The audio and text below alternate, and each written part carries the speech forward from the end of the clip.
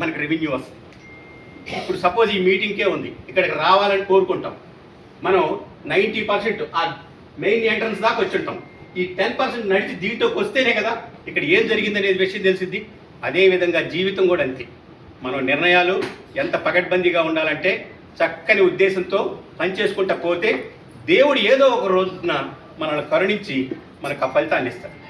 అంతే తప్ప పని చేయకుండా మనం ముందుకు వెళ్ళలేమని మనస్ఫూర్తిగా చెప్తున్నాను.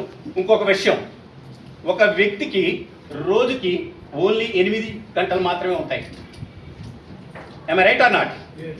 అదే మనం ఒక 10 మందిని ఆపరేట్ చేసుకుంటా ముందుకెళ్ళగలిగితే 80 గంటలు వస్తాయి. అదేవిధంగా అదే వ్యక్తి 100 మందిని ఆపరేట్ చేయగలిగితే 800 గంటలు ఉంటాయి. ఒక్క రోజుకే ఎన్ని గంటలు ఉంటాయి? 8 గంటలు, 800 గంటలు వర్కింగ్ అవర్స్ ఉంటాయి. దీన్ని ఎవరమైతే ఉపయోగించుకుంటామో వాళ్ళ యొక్క జీవన ప్రమాణం అత్యున్నతమైన స్థానంలో ఉండే అవకాశం ఉంటుంది.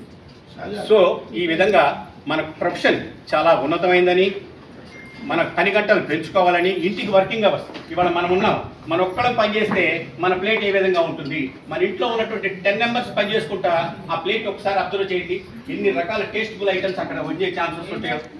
సో మీరు కష్టపడటానికి ఇష్టంతో పడి, ఒక పిల్లగాడు ఇష్టంతో కనుక స్కూల్కి వెళ్తే వాడు అత్యున్నతమైన స్థానానికి వెళ్తాడు. అదే పిల్లగాడు కనుక ఇష్టం లేకుండా వెళ్దామా వద్దా